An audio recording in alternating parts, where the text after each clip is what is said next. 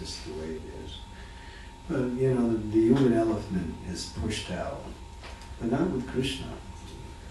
If you forget Krishna and you're out there preaching, Krishna will help you remember him in different ways. But be absorbed in giving that knowledge to the conditioned souls.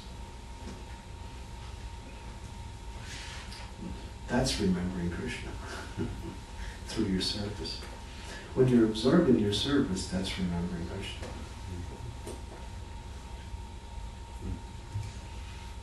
Because Krishna's service and Krishna are not different. Anything, any service, if we're absorbed in it, we're actually in contact with Krishna through the service. Whatever it is.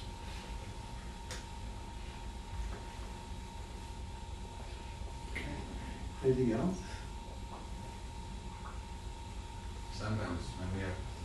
Sometimes as conditioned souls, we might feel that service that we do, although it's pleasing for Krishna, is against our nature, or it brings some disturbance in our minds.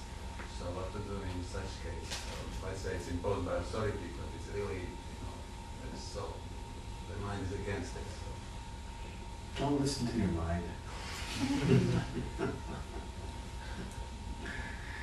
If you listen to your mind every time, and Naparisha Priya Priyam Notaja Chapriya Priyam Stira Bhuriya Sambuddha Brahmavid Brahmanastira. One who's not elated when there's happiness, nor disturbed when there's distress. One who is equipoised in good and, what we say, auspicious and inauspicious circumstances. Service is not always easy, so there could be disturbances.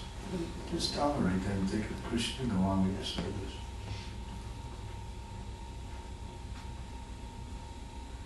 You don't like that answer.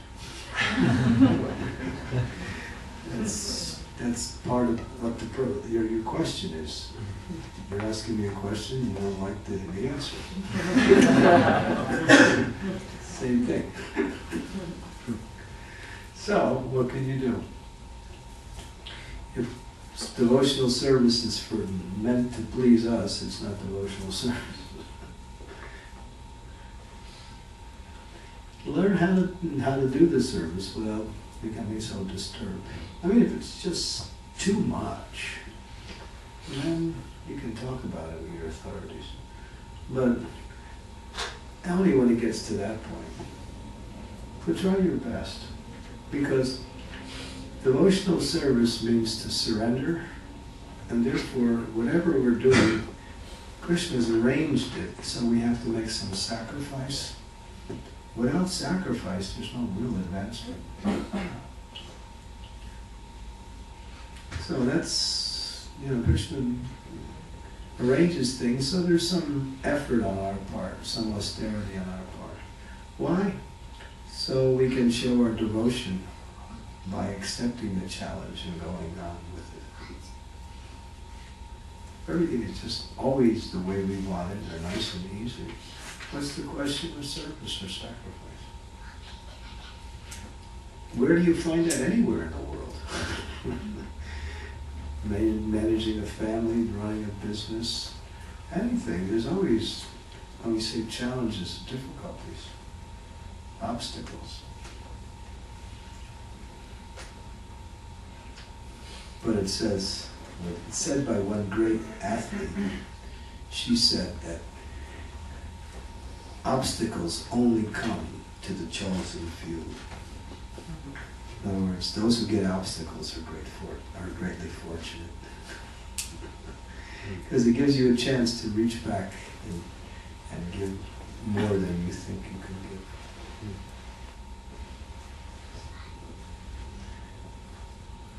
But if it gets to the point where you're going to surrender to Maya because of the difficulties, then pull back.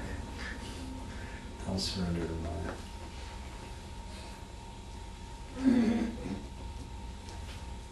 Like sometimes a person's out on book distribution, but they're just looking at the shops all day.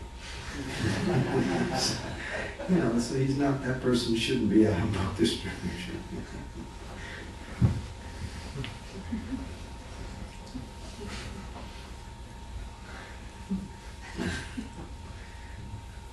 But, you know, try to accept the challenge as an opportunity to, you know, go deeper into your spiritual life. Yes. We understand that these, at least for speaking for myself as a conditioned soul, there's a lot of ranges for these challenges and obstacles to actually cleanse the heart, purify the heart, so that we're able to come closer to rendering selfless service. Yeah. So my question is, sometimes I wonder, as these situations come along, how does one understand that the heart is actually being purified and that it's not just going through some suffering and then that's it, and that I'm not really